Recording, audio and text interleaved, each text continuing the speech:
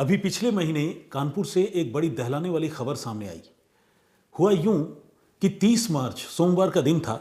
रात के वक्त कानपुर पुलिस को एक शख्स ने फ़ोन किया। शायद ये एक नौजवान था।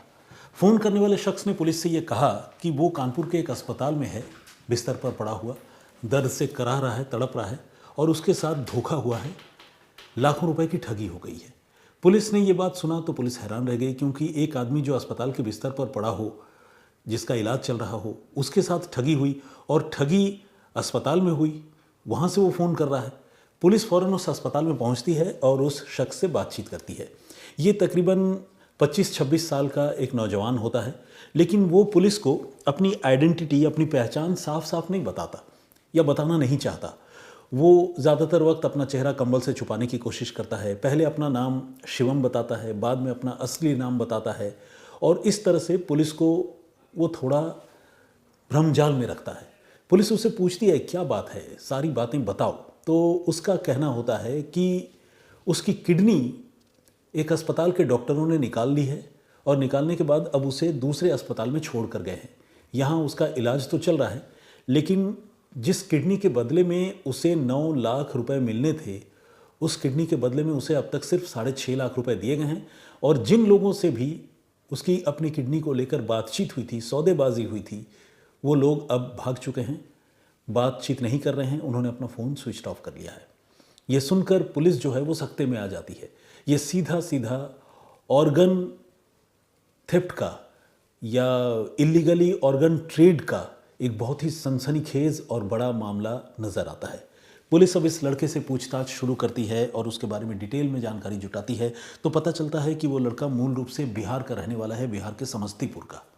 और वो इन दिनों उत्तराखंड के देहरादून में रहकर एक इंस्टीट्यूट से, एक कॉलेज से MBA की पढ़ाई कर रहा है। उसके पिता की मृत्यु हो चुकी है और वो अपनी माँ से बहुत ज़्यादा प्यार करता है। अपने हाथों पर उसने अपनी माँ के नाम का टैटू भी गुदवा रखा है, आई लव यू मॉम, ऐसा लिखते हुए। और वो अस्पताल के बिस्तर पर पड़ा बहुत रो रहा होता है। पुलिस वाले उससे पूछते हैं कि भाई ये पूरा वाकया क्या है, तुम्हारी किडनी कैसे निकाली, तुम इन लोगों के संपर्क में कैसे आई, वो लोग कौन थे, सारी बातें बताओ। तो फिर वो जो लड़का होता है जिसने अपना नाम शिवम बताया हुआ होता है, वो पुलिस को ये बताता है कि देहरादून में पढ़ाई करते हुए उसे बड़ी आर्थिक परेशानियां पेश आ रही थी, क्योंकि उसके पिता की मौत हो गई है और उस पर अपने परिवार की भी जिम्मेदारी है, खासकर अपनी माता की। वो अपनी माता से बहुत प्यार करता है और उसे अपने कॉलेज की फ़ीस भरने के भी पैसे उसके पास नहीं है। ऐसे में उसे पैसों की सख्त दरकार थी और इसी बीच मेरठ के किसी आदमी से उसकी मुलाकात हुई, बातचीत हुई, जिसने ये कहा कि अगर वो अपनी किडनी एक रिसिपिएंट को, एक पीड़ित महिला को देने के लिए तैयार हो जाए तो उसे लाखों रुपए मिल सकते हैं। शिवम नाम के इस लड़के ने, इसका असली नाम शिवम नहीं है, उसने कहा था कि मेरा नाम शिवम है, तो फिलहाल तो शिवम मानकर ही चलते हैं। तो ये लड़का इस बात के लिए राज़ी हो जाता है और डील स्टक होती है 9 लाख रुपए में। बताया जाता है कि पहले कुछ पैसे दिए जाएंगे, लेकिन जैसे ही किडनी निकाल ली जाएगी उसके बाद 9 लाख रुपए उसे ट्रांसफ़र कर दिए जाएंगे। इसके बाद कानपुर के अस्पताल में उसे ले जाया जाता है और उसकी किडनी निकाली जाती है। लेकिन चूंकि ऑर्गन डोनेशन को लेकर हमारे देश में बहुत सख्त कानून है, तो इसीलिए उसे थोड़ी सी ट्रेनिंग दी जाती है। उसे ये बताया जाता है कि जिस महिला को भी तुमने किडनी दिया है या तुम देने वाले हो, जिसके बदले में तुम्हें पैसे मिलेंगे, उसका नाम जो है तुम्हें पता होना चाहिए और तुम अपने आप को रिश्ते में उसका भाई बताना। इसके बाद वो उस महिला के बारे में इतनी ही जानकारी उसे मिलती है, महिला का नाम पारुल है, और फिर इस लड़के को कानपुर के अस्पताल ले जाया जाता है और उसकी किडनी वहाँ निकाल ली जाती है और बदले में उसे 6.5 लाख रुपए मिलते हैं। वो ठगा हुआ महसूस करता है, उसे लगता है कि मेरे बाकी की रकम मुझे अभी तक नहीं मिले, 2.5 लाख रुपए।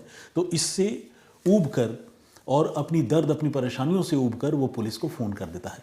पुलिस अब इस लड़के के साथ जिस अस्पताल में किडनी निकाली गई थी, उस अस्पताल के बारे में जानकारी जुटाने की कोशिश शुरू करती है। जिस अस्पताल में इसका इलाज चल रहा होता है, उस अस्पताल का जो एडमिनिस्ट्रेशन है, जो ओनर हैं, डॉक्टर हैं, वो तो खैर पुलिस के रडार पर आ ही जाते हैं। पता चलता है कि कानपुर में एक बड़ा नामी अस्पताल है, आहूजा हॉस्पिटल। इस आहूजा अस्पताल में उसकी किडनी निकाली गई थी और आहूजा हॉस्पिटल के जो मालिक हैं, पति पत्नी दोनों डॉक्टर हैं। मालिक हैं, उनका नाम है डॉक्टर सुरजीत आहूजा और इनकी पत्नी डॉक्टर प्रीति आहूजा। डॉक्टर प्रीति आहूजा तो आईएमए की एक सीनियर मेंबर भी हैं, यानी इंडियन मेडिकल काउंसिल की, और इनके अस्पताल में इस तरह से किडनी चोरी का रैकेट चल रहा था, ऐसा पुलिस को शुरुआती तफ्तीश में पता चलता है। इसके बाद पुलिस जो है आहूजा अस्पताल में दबिश देती है और आहूजा अस्पताल के साथ 2 और अस्पतालों में पुलिस की छापेमारी होती है, मेडलाइफ हॉस्पिटल और प्रिया हॉस्पिटल। इन जगहों से पुलिस को आहूजा दंपत्ति तो खैर मिलते ही हैं, उनको गिरफ्तार किया जाता है और उनके साथ साथ तकरीबन 6 से 7 लोग पुलिस पकड़ती है। तीनों अस्पतालों पर छापेमारी होती है और एक बहुत बड़े किडनी रैकेट का खुलासा होता है। इतना बड़ा किडनी रैकेट जिसने हाल के कुछ सालों में अकेले कानपुर शहर में 50 से 60 लोगों का इलीगली किडनी ट्रांसप्लांट करवा दिया। 50 से 60 लोग।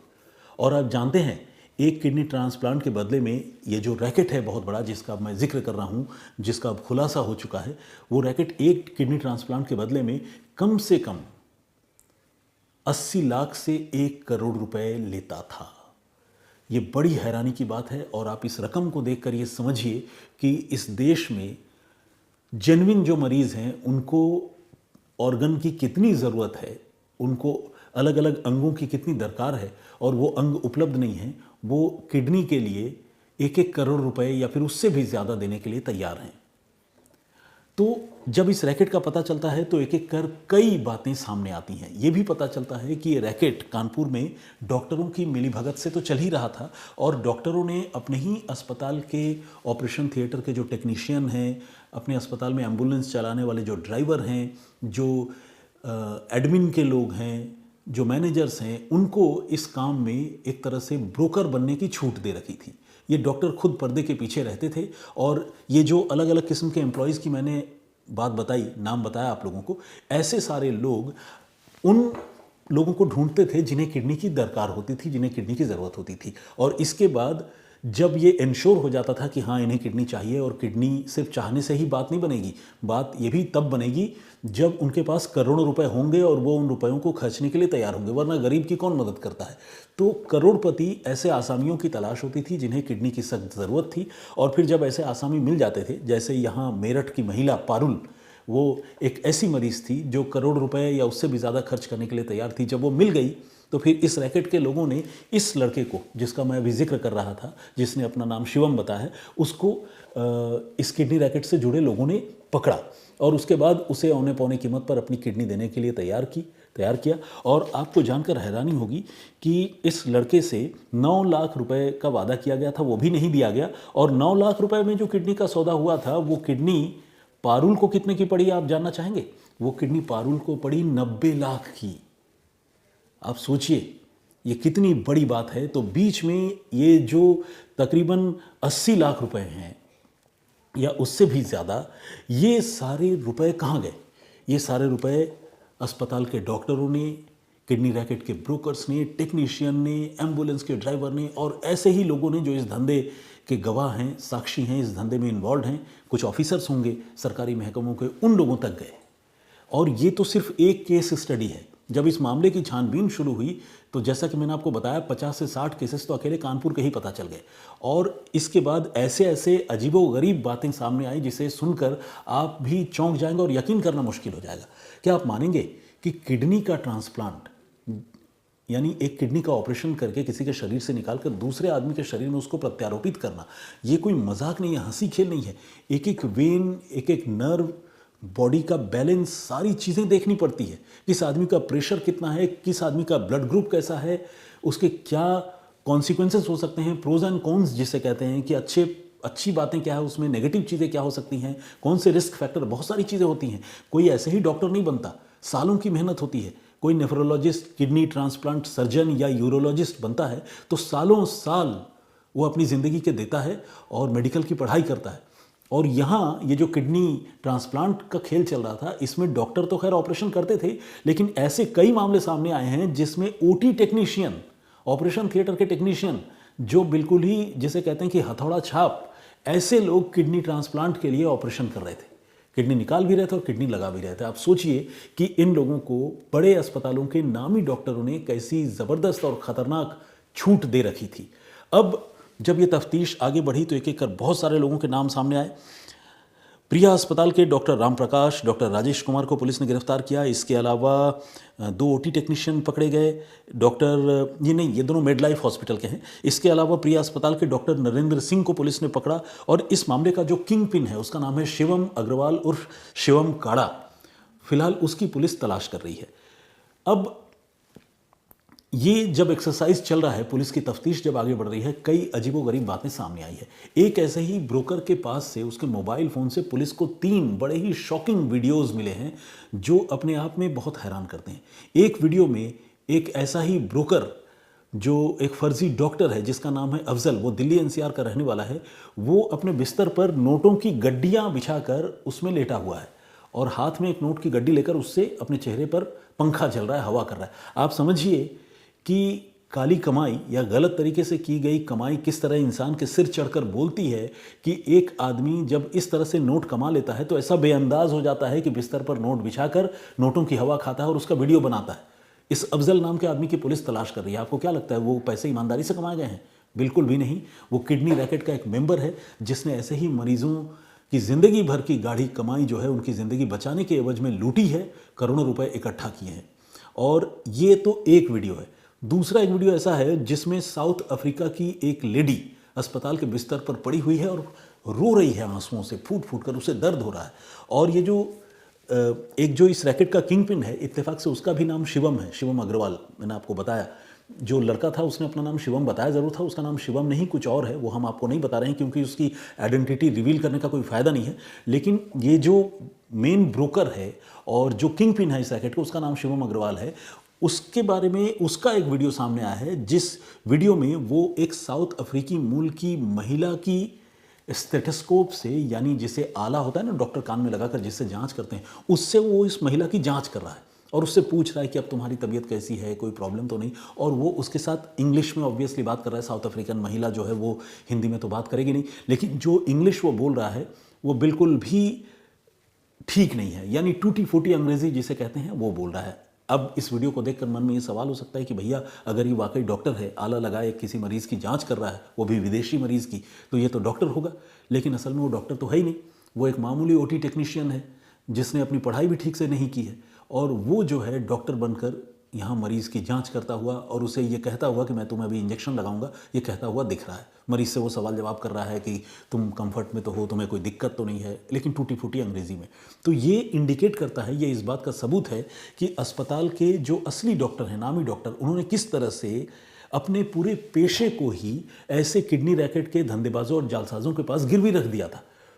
उन्हें खुली छूट थी कि वो अस्पताल के ऑपरेशन थिएटर तक पहुंच जाए, मरीज़ लेकर आए, मरीज़ों का ऑपरेशन कर दे, किसी की किडनी निकाल ले, किसी में किडनी लगा दें। और ये शिवम अग्रवाल जिसका ये वीडियो सामने आया है वो ऐसे ही लोगों में एक है। पुलिस को इसकी तलाश है। इसके अलावा एक और वीडियो क्लिप है जिसमें एक शख्स जो पंजाब का है वो ये कह रहा है कि 43 लाख रुपीज़, 43 लाख रुपए उससे आहूजा अस्पताल के कारिंदों ने और डॉक्टर्स ने झटक लिए हैं किडनी ट्रांसप्लांटेशन के नाम पर, और उनका किडनी ट्रांसप्लांट नहीं किया गया है। ऐसे में वो सेल्फ हार्म कर सकता है, खुद को नुकसान भी पहुंचा सकता है। एक तरह से ये उसका प्रोपोज्ड लास्ट वीडियो है। हालांकि खुशकिस्मती से या अच्छी बात आप हम कहेंगे कि यह है कि उस आदमी ने अपनी जान नहीं ली है, खुद को नुकसान नहीं पहुंचाया है, लेकिन ये वीडियो भी सामने आया है। और ये सारी चीज़ें इंडिकेट करती है कि ये रैकेट कितना भयानक है और इसका पेनिट्रेशन, इसकी पहुंच अलग अलग अस्पतालों में कितनी ज़्यादा है। और कानपुर में अब तक की तफ्तीश में ये पता चला है, मैंने तो आपको 3 अस्पतालों के नाम बताए, जैसे मेडलाइफ बताया, प्रिया अस्पताल बताया और आहूजा अस्पताल बताया, लेकिन कानपुर में ऐसे कम से कम 7-8 हॉस्पिटल हैं जहां इस तरह का गोरखधंधा चल रहा है। इसके अलावा दिल्ली एनसीआर के भी हॉस्पिटल हैं जिसमें कई नामी ब्रांडेड हॉस्पिटल भी हैं जिनका नाम आप हर रोज़ सुनते हैं। आप सोचिए कि ये रैकेट अपने आप में कितना बड़ा है और कितना भयानक है। इस रैकेट से जुड़े बाकी लोगों की फ़िलहाल पुलिस तलाश कर रही है। और अगर आप ऑन एन एवरेज ये मान ले कि अकेले कानपुर में तकरीबन 60 किडनी ट्रांसप्लांट के केसेस हुए हैं जो इलीगल हैं, तो आप समझिए कि इन लोगों ने लूट का जो ग्राफ है, रुपयों का ग्राफ, वो कहाँ तक पहुँचा दिया होगा, 60 करोड़ तक। यानी और दिल्ली एनसीआर के भी केसेस को अगर मान लिया जाए, जैसे मेरठ का मामला, इधर उधर के और मामले मान लिया जाए, तो ये तो मामला मुझे लगता है कि 100 करोड़ पहुँच जाएगा, 1 अरब तक पहुँच जाएगा। इतना भयानक किडनी रैकेट जो है वो कानपुर में पकड़ा गया है। अब सवाल ये है कि आखिर ऐसा होता क्यों है? ये भी जान लेना ज़रूरी है। हमारे देश में ऑलरेडी एक कानून है, जो कानून 1994 में बना था, 1994 में, और उस कानून में जो है उसमें संशोधन भी हुआ। उस कानून का नाम है transplantation of human organ and tissues act. इस कानून के तहत ऑर्गन डोनेशन, चाहे वो किडनी हो या लिवर हो, वो सिर्फ ब्लड रिलेशन के लोग या पति पत्नी, फैमिली मेंबर, वही एक दूसरे के लिए कर सकते हैं। पहली शर्त तो यही है कि ये होना चाहिए।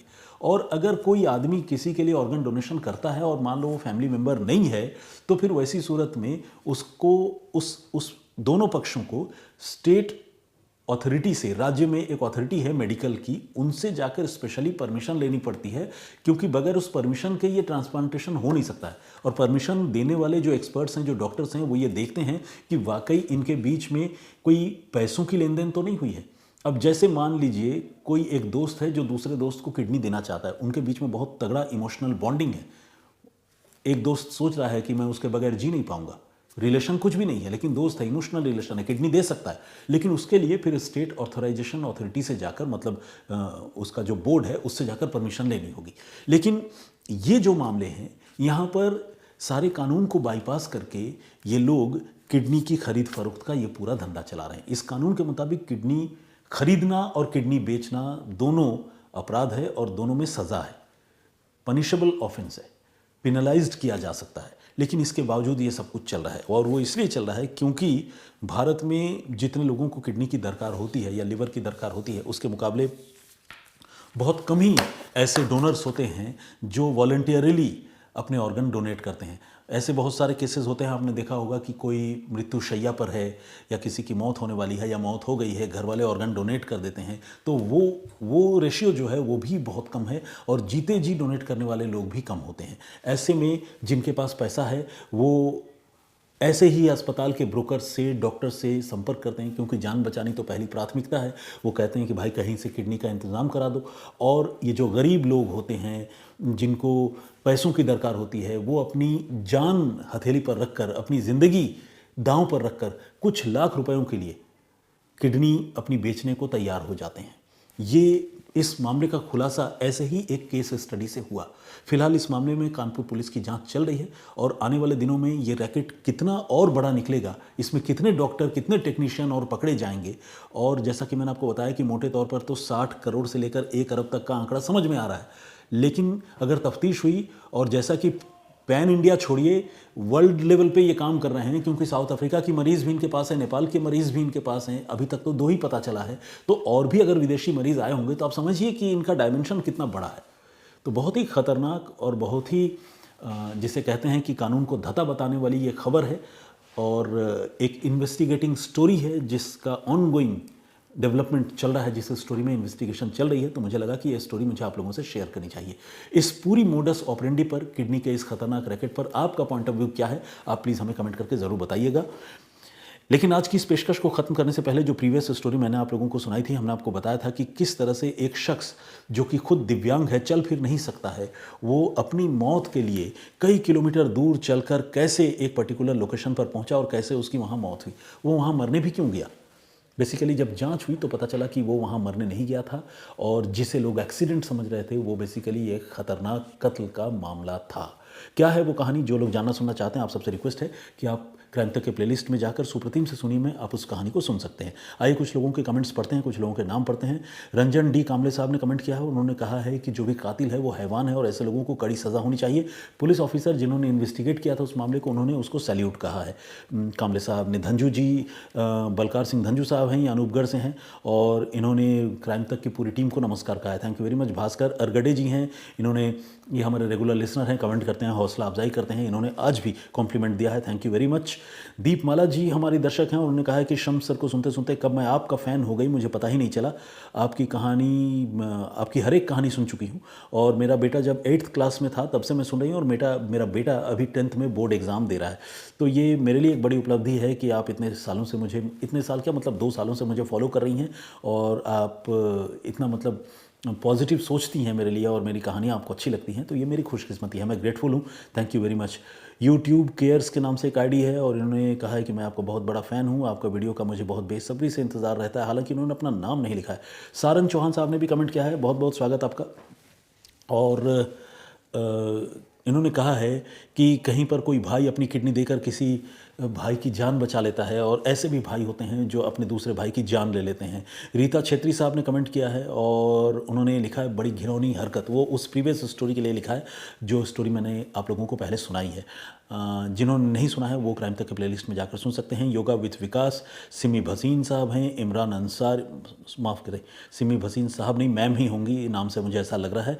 इमरान अंसारी साहब हैं, और इसके अलावा शलवी तिवारी का कमेंट है। जगदीश के चांडेगड़ा साहब हैं, बहुत बहुत स्वागत आपका। साई रत्ना जी, इन्होंने कहा है कि आप वक्त बेवक्त कभी भी आ जाते हैं, आपके आने की कोई गारंटी नहीं रहती, तो हम आपको कैसे सुने, प्लेलिस्ट भी अपडेट नहीं होती। साई रत्ना जी, आपकी बातों को मैं खारिज नहीं कर सकता। मैं ये मानता हूँ कि मैं बहुत रेगुलर ऑन टाइम नहीं आ पाता हूँ, लेकिन बस आप इतना मान कर चलिए कि मैं आना चाहता हूँ, और कुछ मजबूरियाँ रहती हैं कि वक्त पे हाजिर नहीं हो पाता हूँ। कोशिश करूँगा कि और पंक्चुअल बनूँ।